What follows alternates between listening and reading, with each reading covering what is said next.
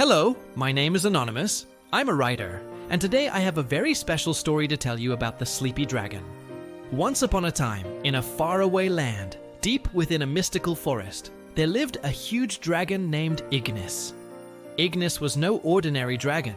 He was the sleepy dragon. He loved nothing more than to spend his days napping, snoring softly while the sun warmed his scaly skin. All the other dragons in the land thought he was weird. Why do you spend all day sleeping when you could be practicing your fireballs or learning how to fly faster? They would ask him. But IGNES just liked to sleep. One day, the other dragons decided to play a trick on IGNES. They snuck up on him while he was taking his afternoon nap and poked him with their sharp dragon claws until he woke up. "Gotcha!" they shouted, laughing at him. But IGNES wasn't angry. He just yawned and went back to sleep. The dragons were confused. They couldn't understand why he wasn't mad. "Don't you want to be the strongest dragon in the forest? Don't you want to have the shiniest scales or the biggest hoard of treasure?" asked one of the dragons. IGNES opened one eye and looked at them. "Why would I want those things? I already have everything I need." And with that, he closed his eye and went back to sleep. The other dragons shook their heads and flew away. They didn't understand IGNES, but they didn't want to be around him anymore because his calmness annoyed them. So they left him alone in his cave. At first, IGNES felt a little sad because he had no friends, but then he saw the bright side. Now he could sleep in peace without being disturbed. And that's what he did. Day after day, he slept and dreamed of catching fish and flying through the clouds. Then one day, something wonderful happened.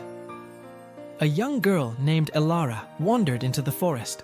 She was lost and scared, and she didn't know which way to go. As she walked through the trees, she heard a soft snoring sound. She followed the sound until she came across IGNES's cave. Elara was scared at first, but then she noticed that IGNES was just sleeping. She sat down on a rock outside the cave and started to cry. IGNES heard her crying and peeked out of the cave. "Why are you sad?" he asked her. Elara jumped and then told him that she was lost and that she couldn't find her way home. IGNES smiled. "You can stay here as long as you like," he said, "and tomorrow I will take you home myself."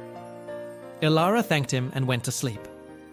And from that day on, IGNES was no longer the sleepy dragon. He spent his days looking after Elara and playing with her.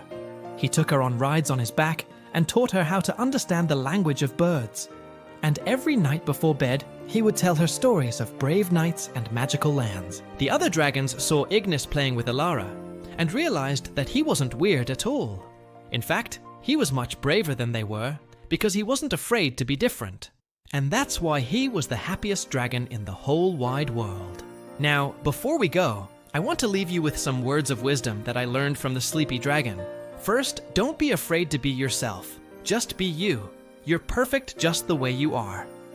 Second, always look for the bright side. No matter how bad things seem, there's always something good to be thankful for. Third, don't let other people bring you down. If they don't understand you, that's their problem, not yours. And fourth, never give up on what makes you happy. Happiness is the most important thing in the world, Jens. So remember these words this week whenever you face a challenge or meet a new person.